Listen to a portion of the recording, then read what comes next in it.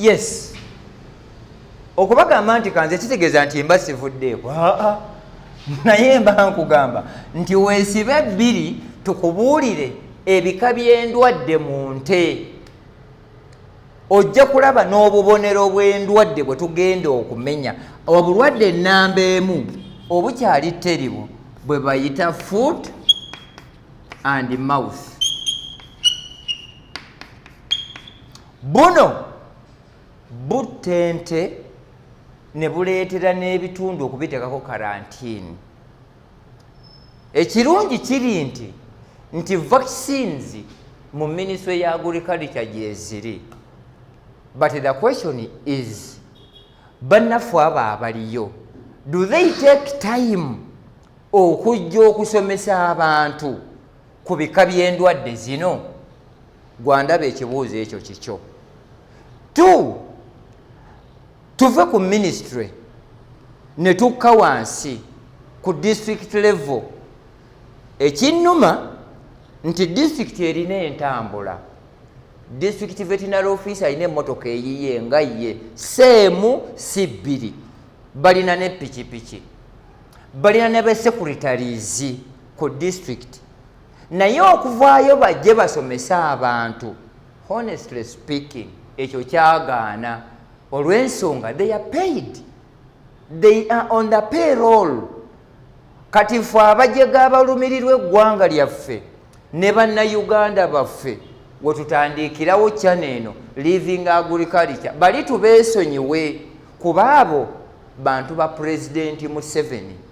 So si Museveni ng'omuntu ne bw'anaakola ensobi tagobwa aweewo just transfer ne bamuteeka ewalala. Naye ng'ente z'abantu zifudde, embizi z'abantu zifudde, yet they have the capacity and all the measures okusobola okutaasa ebisolo by'abantu. Vaccine gy'eri Entebbe. Obubonero bwa foot and mouth ebeera n'amabwa ku kibuno ne ku lulimi neba nga tesobola kunywa. Obwo obulwadde tubuyita kalusu mu Luganda olwa ddala. Kalusu ono ente eno etandika okuyiika amalusu nga gakenenuka. Buli akyuti buttirawo kuba terya tenywa. Then obulwadde obwokubiri bwe tuyita black quarter.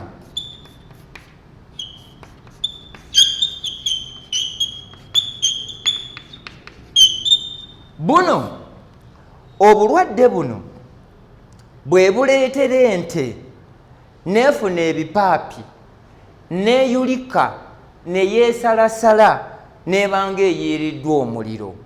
This is what we call the black quarter. Vaccine gy'eri. Vaccine eyo egemwa bugemwa era nga muno tugikuba mu lususu. Bw'oba okozesezza ezzungu nziramu bagamba olwaleero gwandaba. I'm a qualified veterinary officer. Naye emyaka gye namala nga nkozesa eddagala ezzungu, from the day I graduated, nagenda okulaba nga mu buntu tuli mu kuwagira bizungu byereere. Ate ng'era abazungu abo eddagala lye bakola liva mu plants. You either like it or not. Teriyo ddagala zungu liva bwa Katonda mu ggulu. Teri liva mu bimera bino ebitwetoolodde. Bwe natuula wansi ne ngamba bwe baali bantraininga baatusomesa n'omuddo nti gujjanjaba. Nenzirayo mu bitabo ne nkola research. Era bino bye mbagambako bino eddagala tulirina. Totawaana kulowooza nti njogera ku kitaliiyo. We have it and we have made it. Bangi bakaayana nga bagamba eddagala erifuuyira enkwa lyagaana. I know the reason why ligaana. Eddagala lye bakola ebweru balikolera ku temperature na environment y'ebweru si ya Uganda oba ya Africa. Ekyo kye njagala mumanye gwe Munnayuganda ndaba. 2. Eddagala lino bwe balikola embeera eno bw'ekyuka, climate change, n'eddagala lifuuka. N'ofuuyira enkwa ne zikulaga nti ziyongera kugejja. Ate nze ekisinga okuntama be bagagga ba bloggers abali kubira obulango ekintu ekikubirwa obulango tekikola. Ekyo kyenjagala mumanye. Ekintu bwe kiba kikola bakinoonya kyokka. That's why from nowhere mwagwa ku channel yaffe. Kuba ffe tubawa bye mwetaaga. Wembasabira nti essaawa bw'enaaba etuuse bagamba nti njagala kunsonderayo. I know you will do that. Why? Twagala tubenga tusobola okusomesanga ne ku gurawundi tutuuka. Gwali eyo ng'osobola okutuyamba. Otuyambamu ebintu bibiri. Transport ne allowance omuntu kasobola okulyako ngazze ewaka. Tuke ku ground tusomese abantu tulage nti there is change among the service providers. We are volunteers abavaayo okuba nti tubalaga kiki kye muteekeddwa okukola. Obulwadde obwokusatu anthrax.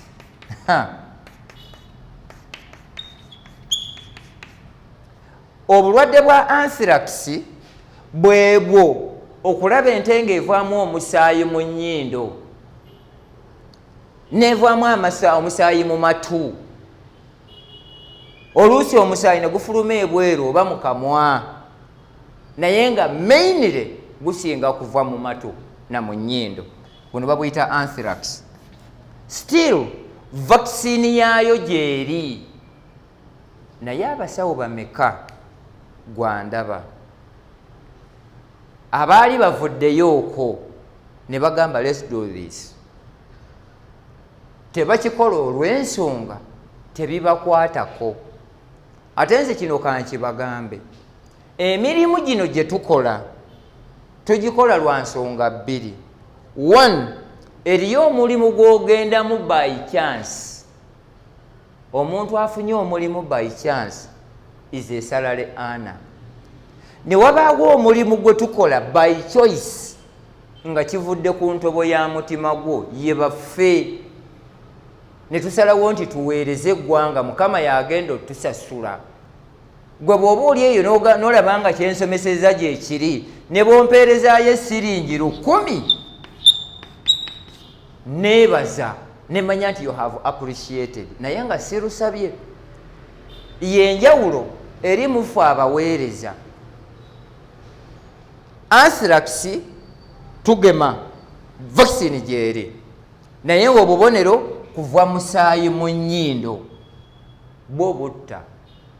Ekyo kyenjagala tumanye.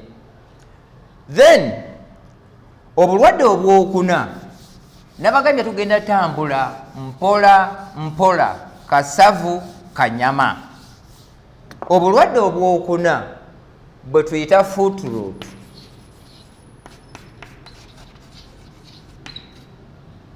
Kati kino kitegeeza kuvunda. Foot kigere, ekigere kyeyuzaamu wano ne kitandika okuvunda. Era ojja kwesanga ng'ente eyo tesobola kutambula, naye ekisinga okuleeta ekirwadde kino weziwangaalira. Ente eyo bw'ebanga weebeera wacaafu, waliwo ebinnya, sizoni ya nkuba, awo owedde, fuba nnyo okulaba ng'ebinnya ebiri ekiraalo kyo byonna obizibikira. Ente eyo mugiraba ng'eyagala okubeera ebweru, it's okay, is entitled to be outside. Naye enyumirwa nnyo okubeera mu shelter ng'enkuba bw'eba etonya ate tegiggweerako. Enkuba eyo erina ebizibu by'ereeta. Mulaba ng'ekuba ku ddiba, naye at times it is affected. People have never realized that. Foot rot bujjanjabwa okozesa ki? Osobola okukozesa gentamicin, osobola okukozesa penstrip, osobola okukozesa tetracycline oba nirazan. Eryo zungu. Naye ate bwe kidde ewaffe ofuna bufunyi bwa cotton, wool, nonyeka mu ddagala eryo n'oteeka awali ekiwundu ekyo. Emirundi 2 eryebbwa lijja kuwona. Lino kati nga kye tunoonyaamu ki? Nze bannaye kanziremu mbagambe, ekyanzija mu busawo bw'abantu si lwakuba nti bye nali nkola nali sibitegeera, no. Naye nagenda okwesanga nga abalwadde abaali basinga okujja mu ddwaliro, it was not about sickness but it was about the history of the family. Waka mwana mulwadde teyagenze ku ssomero, mukazi mulwadde mirimu gyaggwawo, renti biki, endyambi n'apreserve n'atandikiraawo. Kati njagala gwatulaba olwaleero entandikwa y'obulwadde bwa pressure, it is too much thinking n'okweraliikirira. Gy'okomya okweraliikirira n'omutima okukuba buli ssaawa. Kati ekyo bw'oba ng'okigasegase automatically you will develop obulwadde bwe tuyita obwa pressure. Tipu yiino gwawulira nga pressure kuba njagala ofune ebiriba ekiri fresh nga kya musambya, ekiriba ekyokungulu ekiri fresh ekyomusambya, okisalesale okisekulesekule. Bw'oba okimaze ofune emirandira gya katunkuma, ofune n'emirandira gya kamulali owaffe Omuganda, obifumbe binywere ennaku ezi. Ojja kuba olwanyisiza pressure, ojja kuba ojjanjabye ne ulcers. Kino kiri ku living agriculture wokka. Ekyo saagala muntu adde awalowooze nze okuva mu busawo bw'abantu mbutegeera nnyo, naye tombuuza by'abantu. Tuli ku bya bulunzi. Naye lwaki mbagamba kino nkibagambye nti eddagala lye tukozesa mu kujjanjaba enkoko, mu kujjanjaba obumyu, mu kujjanjaba embizzi n'okujjanjaba ente, emiti gyegimu gye tusobola okukozesa okujjanjaba abantu. Gwe ng'oli mulwadde wa pressure ng'ekutawaanya buli ssaawa, katunkuma bwe muba mumumanyi, obwo obutulo obwo obutini obw'ennyo obwo obubala ennyo obwo, emirandira gyako n'emirandira gya kamulali Omuganda gisekulesekule obyanike bikale, ofune ebibajjo oba amaliba ge tuyita back ag'olusambya, bifumbe. Alusazi bwe zitawona nkubira essimu, pressure bwe ziddayo okutawaanya nkubira essimu. Ekyo kiri ku living agriculture. Only that, teriyo mulala asobola kikuwa. Olajja kudda wakugambe era nze gwolaba nzijanjaba alusazi leeta emitwalo 5. Kino Mukama Katonda agenda tubuuza olunaku lumu nti mu bulamu bwe nakuwa emitwalo 5 mu 3. By the way, Brian kankugambe nina abantu abampeereza ebirabo ku birthday yange. Thank you very much. Mwampeereza akasente, mulimu abampeereza bingi. That's very good. Ate ng'ekikwewuunyisa bonna babadde ba living agriculture. Thank you for liking us and thank you for liking our tube. Yensonga lwaki ffe tugamba nti tujja kubawa paka okutuusa lwe tunaalabanga buli omu atandise okufunamu. Then tulina obulwadde obwa bulusera. Kati wano nze nkisalako bwe nti kuba bwe nkimalayo omuntu kigenda mutawaanya.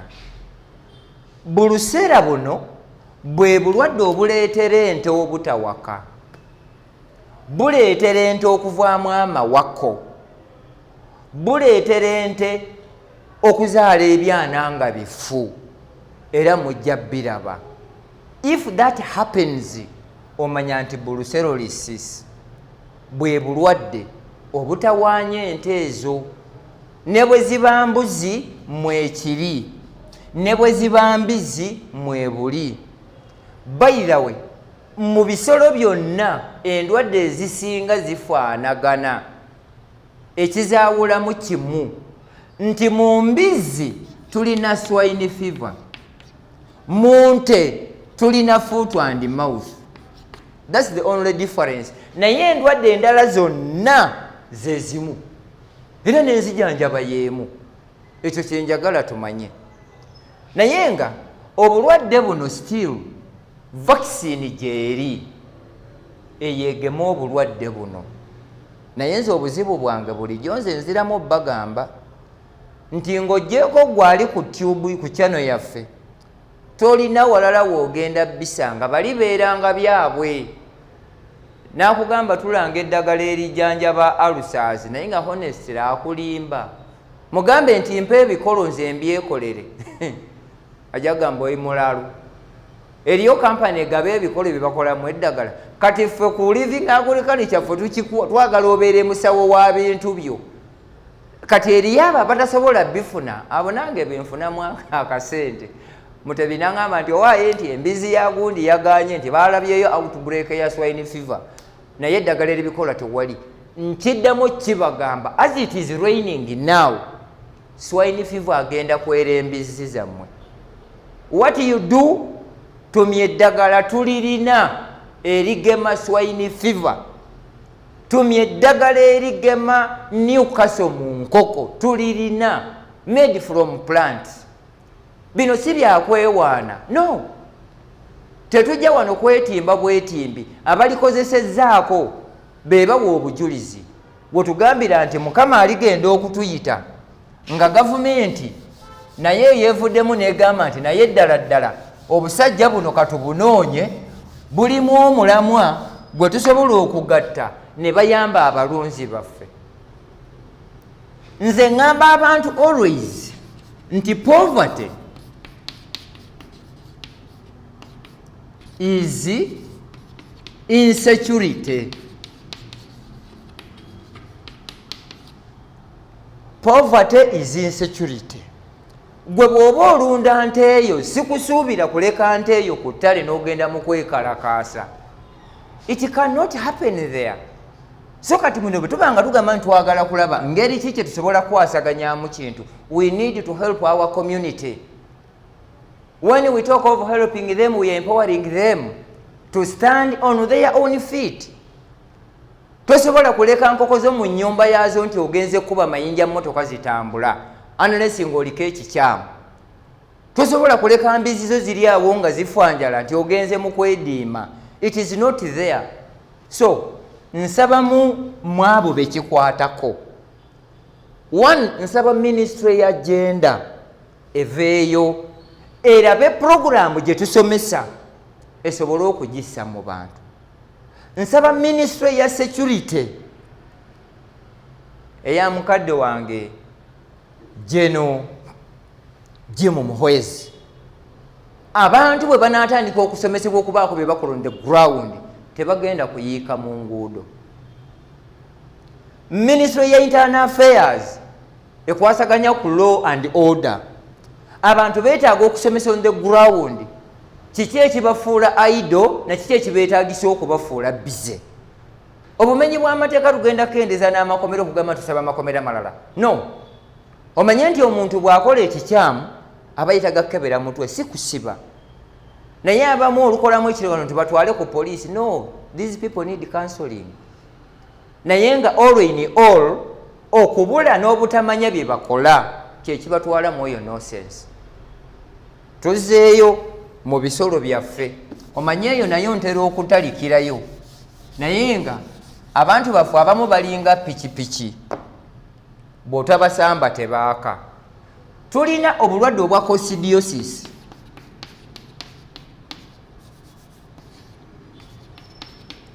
Kigambo coccidiosis.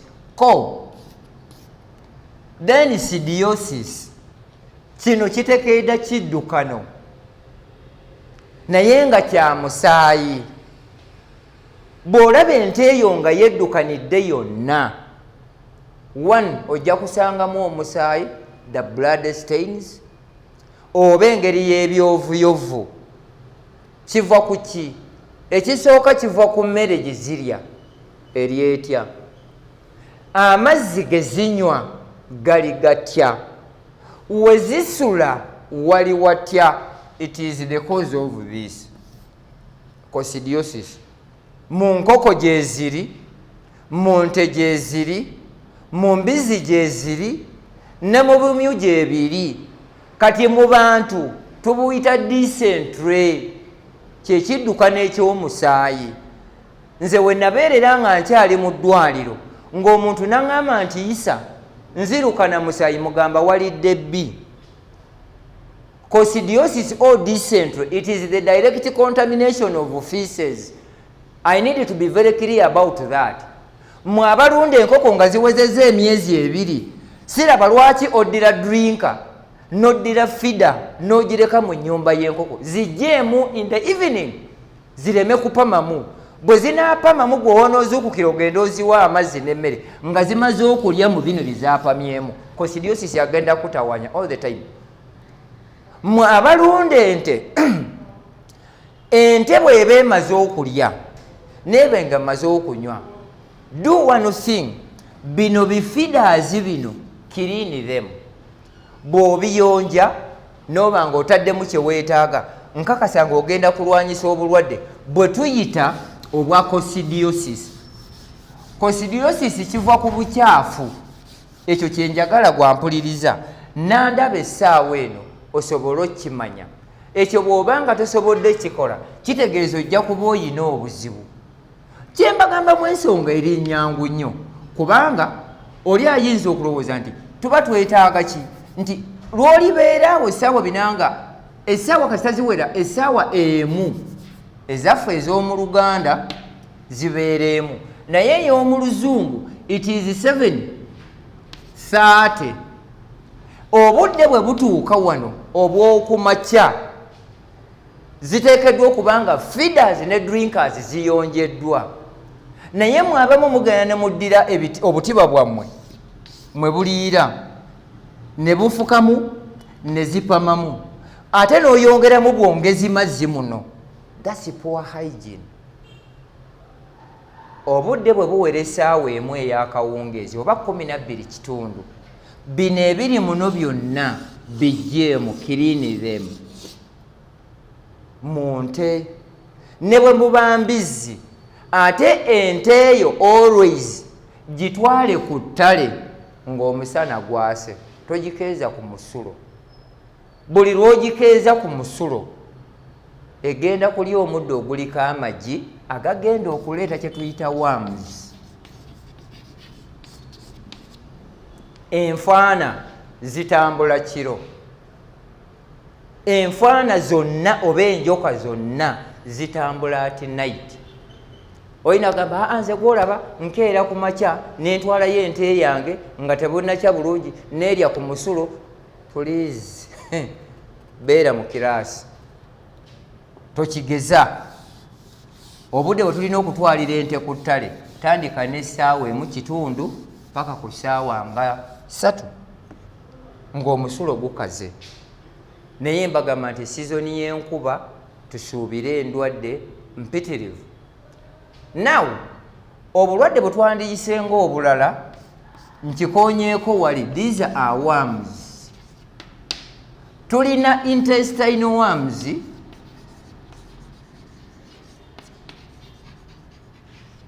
ne lungworms.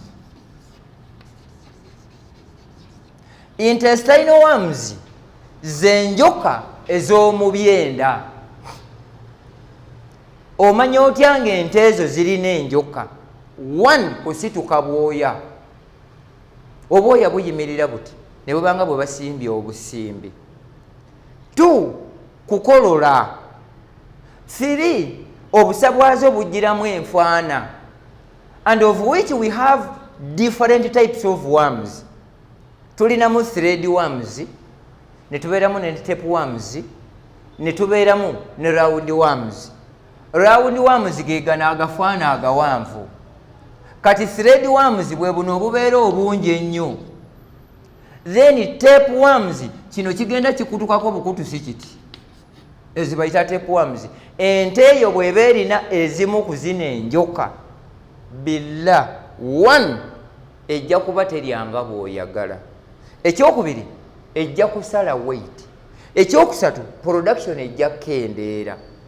Naye ekisembayo mu byonna identification ya bwoya kusituka. Eyokubiri kukolola.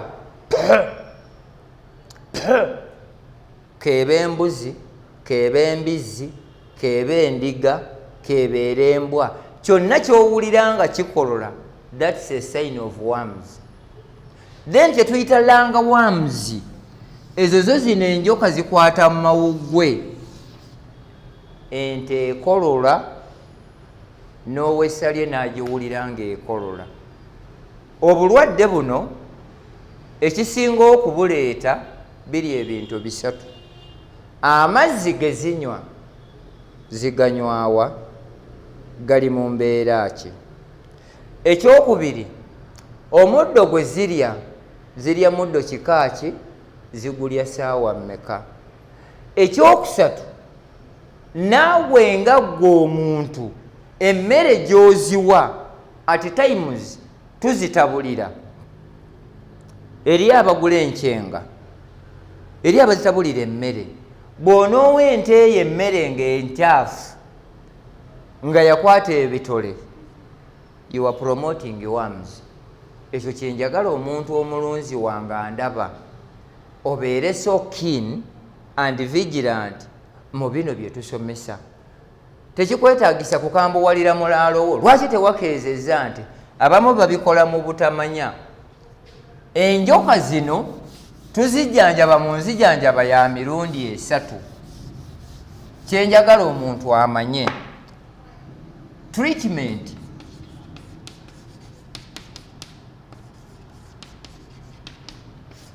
esooka, when we talk of deworming, tulina oral.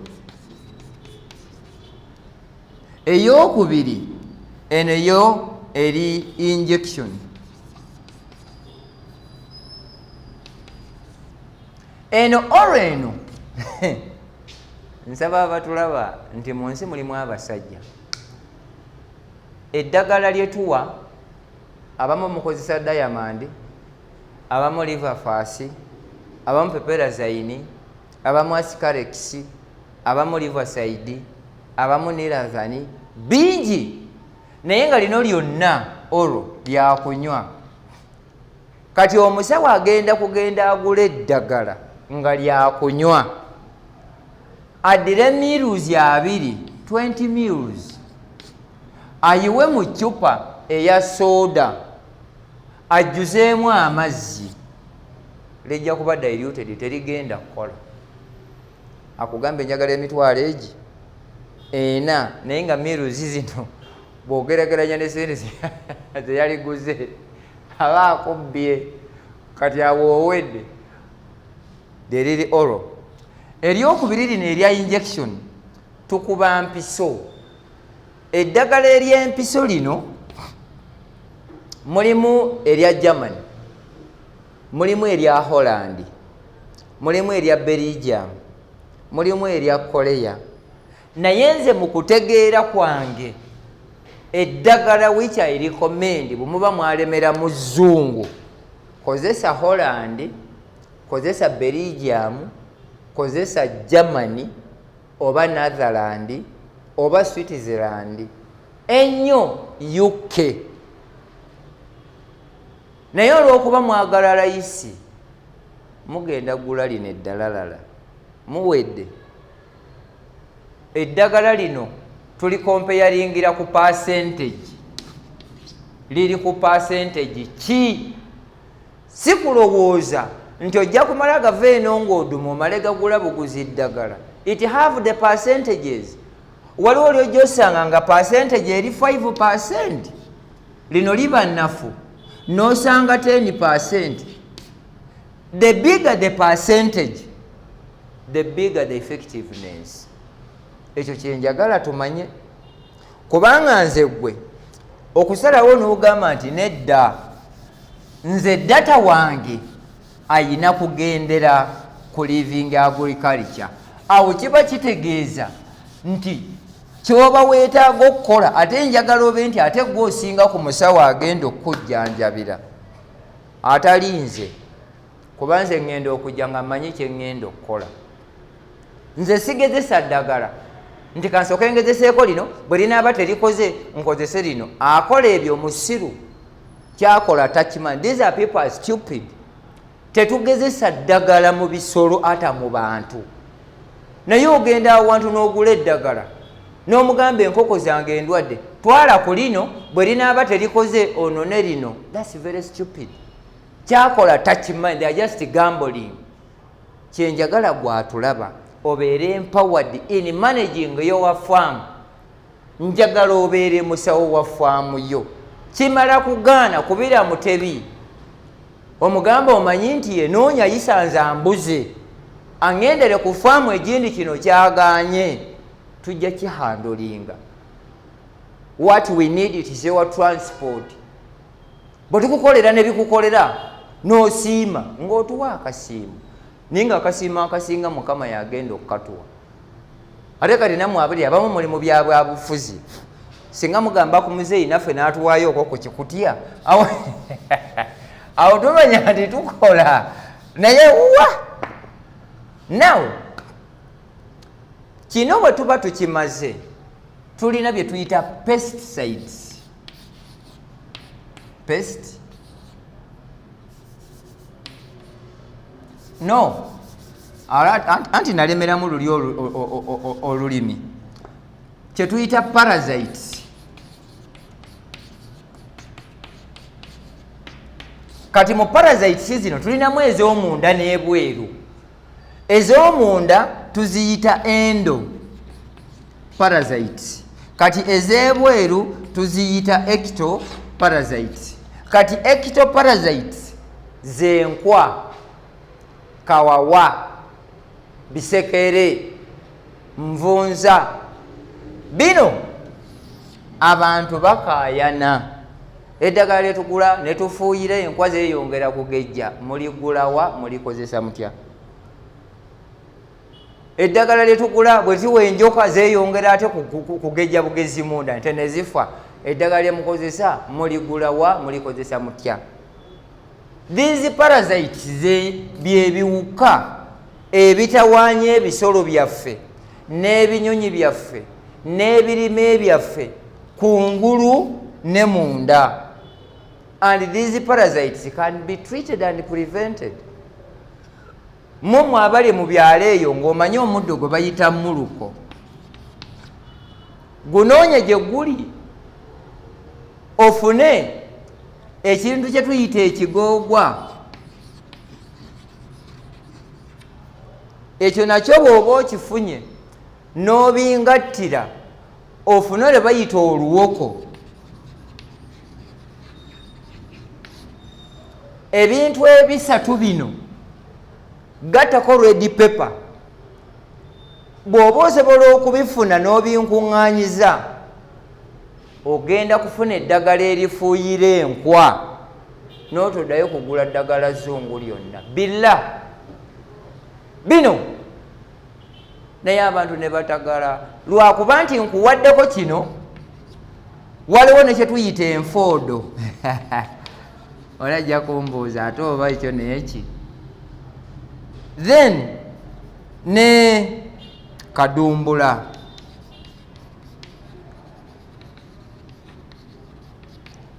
Olubobebobe.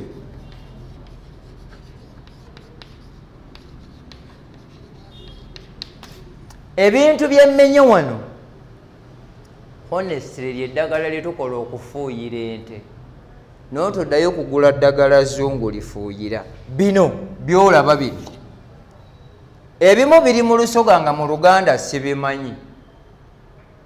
Buuza omusoga nti bino n'ebiki. Then ebimu biri mu Lunyolo. Kati nga all in all twagala omulunzi yenna w'abaali obeere omulunzi eyeeyagaza nga gwe kyokola okikola nga kikyo nga ggwe. Omuntu bw'anaamanya ennunda y'ente kiba kitegeeza ogenda tuyambako okukendeeza ku expenses ze tufuna nga tuli mu kulunda ente. When you can manage it yourself. Ente nga namu erina okunywa water ge tuyita amazzi, kapasite yaago erina okuba nga enywa amazzi not less than 20 liters. Erina okunywa amazzi agataka wansi wa liters 2, minimum 20 liters. naye ne bwebanga enywedde liters 10 tekuliiko overdose ata side effect. Ekyo kyenjagala omuntu alunda ategeere. Endwadde zonna eziri viral diseases have to be vaccinated. Endwadde zonna eziri bacterial mulimu eziri bacterial nga can be vaccinated, mulimu eziri bacterial nga zisobola okujjanjabika can be treated, then waliwo ezimu nga zo ziri fango. Fango ziva ku kika kya mmere kyezirya nga yayonooneka. Then obulwadde buli obulala tulina bwe saayogeddeko obwannagana. Buno buleetera bivu. 1 bugemwa, 2 bujjanjabika. Kati obulwadde buli obulala bwe twalabye waliwo tuyita obwa kipumpuli n'ebutukabutuka, that's pox. N'ebutukabutuka ng'eringanga gye bayiridde amazzi eringanga erwadde namusuna. Obwo eddagala eribugema nga ente eyo ekyali nto baliyita trainiro. Lino okuba bukubi mu lususu, naye bw'obanga kino tewakisobola noonya sente eddagala ndikuwe, twalikola tukendeeza kansa mu bantu. Let me be very open to you. Omuntu afuuyira ente ku makya olweggulo n'agikama, naye ng'eddagala lye yafuuyidde ku nte ente eyo teyamaze n'agiddamu n'aginaaza. That's why people are suffering. Mu myaka 5 ku 10 we shall be all get infected by cancer disease. Ng'ava ku ebyo bye tuli ebirimu eddagala ezzungu, you like it or not. I'm not fighting against the chemical medicine, but the way how you use it, the administration matters. Okuba ente eddagala ku makya olweggulo n'ogikama, eddagala lino liyitamu butereevu paka mu kibeere, n'owo omuntu n'anywa amata amabisi. You people, ekintu kino bwe muli kitegeera nkituufu kyembagamba gye kiri, muli nsasula. Naye nga kyembagamba it is through experience, si byakuyiyiriza buyiyiriza. I know what I'm saying. Njagala mwebuuze mumwe abali eyo abandaba, ani agamba nti ente bagikubye eddagala ku makya tebajja gikama? Who can afford that? Ente ogikubye empiso nga erwadde foot and mouth, oba erwadde anthrax, oba bibbulusera byammwe ziganye okuwaka, n'agikubira ennaku 3 nga tewona, ne bagenda ne bagisala. Do they have that capacity okuwisaawo wiiki 3 nga tebagisaze? And if it is slaughtered, ani agikebera okulaba oba mulimu eddagala oba temuli? Mbagamba mu nsi muno tulinamu ab'emyoyo, be baserwadda, be ba bujingo, be ba kakande, be ba kayanja, abo bano abooludi Kampala gyempangaalira, abo ba myoyo. Naye kati ffe ng'aba living agriculture, ffe tuli bankulaakulana y'abantu byansi okubabuulira ekituufu kye ki. Bwe mubigaana ne mubigendako Mukama alibookya nga naye nga ffe tubabuulidde ekituufu kye ki. So ekyo kyo njagadde okibagamba nti eddagala lye tukola ffe okuva mu plants, however much kino kankibagambe nti tugezaako nnyo okulaba ngeri ki gye tukwataganamu n'aba National Drug Authority. Kino let me be open on this platform. Tugezaako nnyo okulaba nga tukwatagana n'aba National Drug Authority, naye obuzibu bwe tuyina buli bumu nti what they charge is beyond understanding. Simanyi lwaki Museveni atugamba to make research tusobole okuzuula biki bye tusobola okukozesa nga biri habo, naye okubitwala okubyapuruvinga esente ze bakusaba zisinga n'ez'ekibumba oba ez'ensigo. That's why we are trying to come out. Gwe bw'obeera eyo ng'osobola otuyamba otukwasaganyizaako ku ekyo ekisoboka okuyamba abantu to decrease or to stop the outbreak of cancer in human being. We have the capacity of making the herbal medicine to treat our animals and birds. Nkyogedde nga kinnuma. I know nabagambye dda nti always my conversation is honest, but it is uncomfortable to some of those who may think nti byenjogera mba ndi mu byabwewusa oba bibakosa.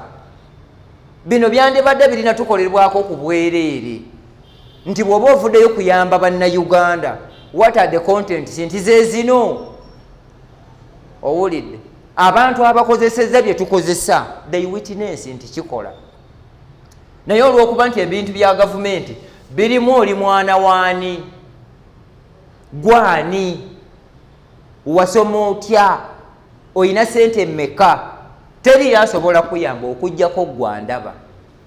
We mbagambira nti nga tukyali ku living agriculture as your channel, nsaba Mukama Katonda buli lwe tuddako okugamba nti tujja kusomesa, baako n'abalala b'ogamba nti okufuna bye weetaaga mu by'obulimi n'obulunzi, ku YouTube noonya living agriculture.